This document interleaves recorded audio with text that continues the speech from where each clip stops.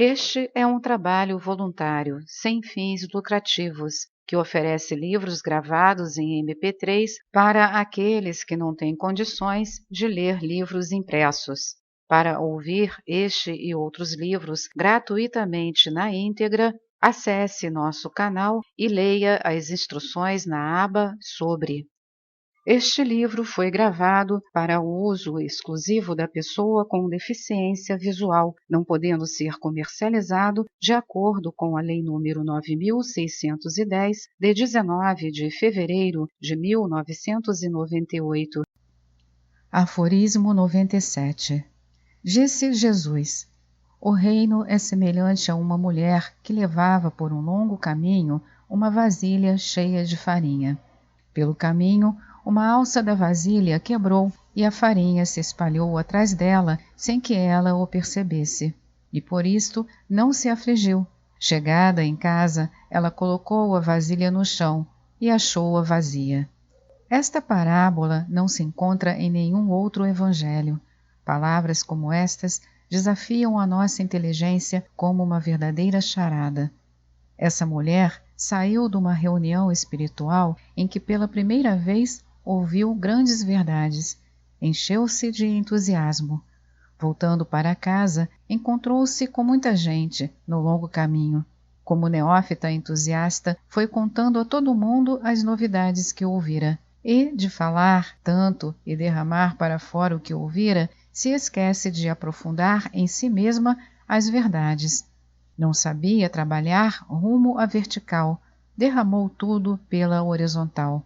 E chegada em casa, verificou que esta estava vazia. Falou muito e não viveu nada. Antes de semear em campo alheio, convém semear em campo próprio e vigiar a semeadura até que ela deite raízes profundas na alma. O melhor modo de converter os outros é converter-se a si mesmo. O resto virá por espontâneo transbordamento da própria plenitude. Aforismo 98. Disse Jesus: o reino do Pai é semelhante a um homem que quis matar um poderoso. Em sua casa, desembainhou a espada e a enterrou na parede para certificar-se de que a sua mão era assaz forte. Depois foi matar o poderoso. O poderoso é o nome que Jesus dá a Satanás, o adversário, o ego dentro do homem. O mais poderoso é o Cristo. Esse homem que quis matar o poderoso é o eu divino, o Cristo interno no homem. Antes de sair a campo contra o poderoso, o mais poderoso faz exercícios de força para ter a certeza de poder superar o adversário. Os exercícios são feitos em sua própria casa, onde ele experimenta e intensifica as suas forças até ter a certeza de poder derrotar o poderoso. Depois desses exercícios de meditação em casa, o homem sai a campo, lá fora, em plena vida social, e consegue superar o seu ego humano pelo eu divino. Aforismo 99. Seus discípulos lhe disseram: teus irmãos e tua mãe estão lá fora. Respondeu-lhes ele: os que nesses lugares fazem a vontade de meu Pai são meus irmãos e minha mãe, e são eles que entraram no reino de meu Pai. Em todos os evangelhos e entre os iniciados de todos os tempos e países, é proclamada essa preferência da afinidade espiritual sobre o parentesco carnal. Mais lhes interessa a família que eles fizeram pela alma do que a família que os fez pelos corpos. Quem descobriu a sua família espiritual perde o estreito apego aos bens materiais, que são o sustentáculo da família carnal, e põe seus haveres ao serviço da família maior da humanidade. A posse legal se alarga para um usufruto espiritual. Hoje em dia, a renúncia não é mais o simples abandono dos bens materiais, mas sim o alargamento da sua função a serviço da família maior da humanidade. Pode o homem continuar a ser proprietário de seus bens, legalmente registrados e carimbados no cartório, mas a sua consciência vai além do cartório e ultrapassa os estreitos limites da legalidade humana expandindo-se na largueza do usufruto desses bens sob os auspícios da sua consciência espiritual. O homem crístico, de exclusivista que era, se torna inclusivista, incluindo no usufruto da sua propriedade o maior número possível de seres humanos. Aforismo 100. Mostraram a Jesus um pedaço de ouro e disseram: os agentes de César exigem de nós o pagamento do imposto. Respondeu ele: dai a César o que é de César, e dai a Deus o que é de Deus, e dai a mim o que é meu. A última frase é exclusiva do Evangelho de Tomé. Sendo o Cristo o eu espiritual do homem, segue-se que devemos dar à nossa alma o que a alma compete. Isto, todavia, não impede que demos a César, ao ego humano, o que lhe pertence. O homem espiritual, que se interessa por seu Cristo interno, não deixa de se interessar por seu ego externo. Ele é um homem unilateral, e não um homem unilateral, nem espiritualista, nem materialista. Toda a vida terrestre de Jesus prova este espírito universalista, tanto assim que com toda a sua espiritualidade nunca desprezou as coisas materiais e sociais, nem desdenhava o mundo mental e emocional. Tinha um amor especial por seu discípulo João e sua ardente discípula Maria Madalena. Derramou lágrimas de amizade sobre o túmulo de Lázaro. Chorou lágrimas de patriotismo ao prever a próxima destruição da capital de seu país. O homem cristificado é um homem integral, dá ao mundo o que é do mundo, dá a Deus o que é de Deus, e dá à sua alma o que é de sua alma. Aforismo 101. Quem não abandona seu pai e sua mãe, como eu, não pode ser meu discípulo, e quem não amar a seu pai e a sua mãe, como eu, esse não pode ser meu discípulo, porque minha mãe me gerou, mas minha mãe verdadeira me deu a vida. Continua nestas palavras o mesmo paralelo iniciado em textos anteriores. O verdadeiro discípulo de Cristo deve ter mais amor ao seu eu divino do que a qualquer ego humano. O nosso ego nos foi dado por nossos pais, ao passo que o nosso eu é uma emanação da divindade. No Ocidente, costumamos chamar a Deus Pai, ao passo que os orientais o consideram Mãe. Tomé, que segundo a tradição viveu na Índia, usa a linguagem oriental, vendo em Deus também sua mãe. De fato, tratando-se da divindade universal, não é absurdo falar em Deus Pai e Deus Mãe, uma vez que no universo tudo é bipolar, masculino, feminino.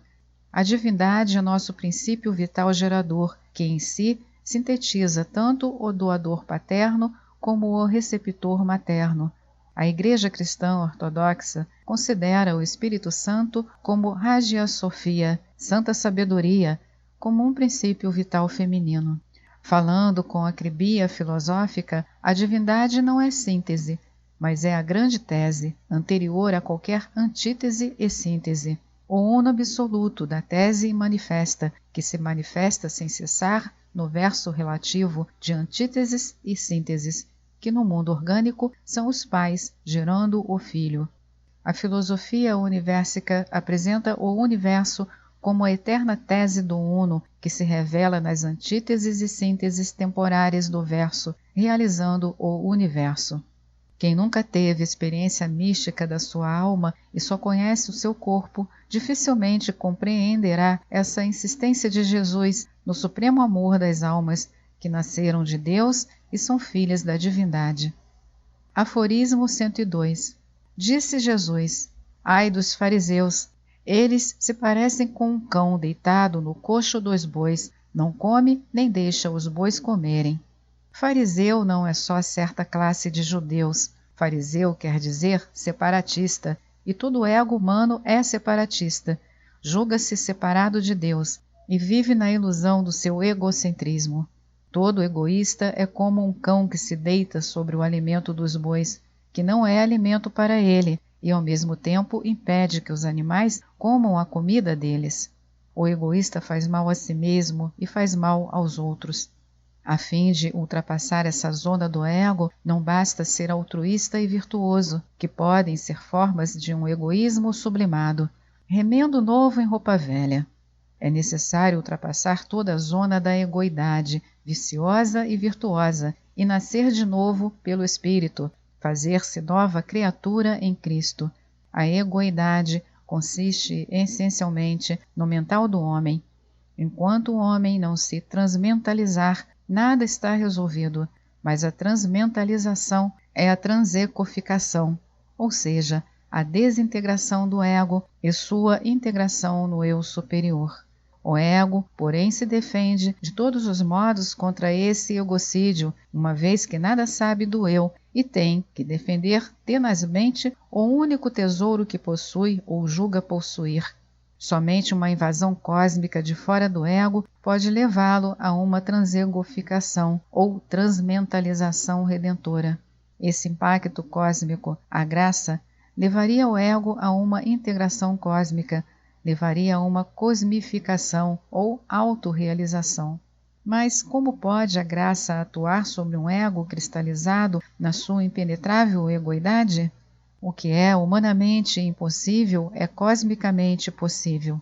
Mesmo na aparente ausência de qualquer preparativo preliminar, de qualquer disposição consciente do homem, acontece o advento da graça. Judas Iscariotes estava externamente no melhor dos ambientes e a graça não lhe aconteceu. Saulo de Tarso parecia estar no pior dos ambientes e a graça lhe aconteceu. Existe, evidentemente, uma lógica totalmente diferente de toda a logicidade humana. Aforismo 103. Disse Jesus: Feliz do homem que sabe por onde penetram os ladrões. Assim pode erguer-se, reunir forças e estar alerta e pronto antes que eles venham. Saber estar de pé, estar alerta, estar armado, tudo isto se refere ao autoconhecimento do homem. O homem profano não sabe, não está em pé, não está alerta, não está armado contra a invasão dos ladrões em plena noite. A fortaleza humana tem 5 portas externas, os sentidos, e mais 3 janelas internas, intelecto, imaginação, memória. Cada uma dessas aberturas para o mundo do ego externo pode servir de ponto de invasão. Quem não põe sentinelas vigilantes em cada um desses pontos vulneráveis não está seguro contra uma invasão de ladrões. Vigiai e orai é a advertência constante dos mestres. Inevitável é a tentação. Até Jesus foi conduzido ao deserto pelo Espírito a fim de ser tentado. Não há nada de mal na tentação. O mal está em sucumbir à tentação. Por isso oramos, não nos deixeis cair quando estivermos em tentação.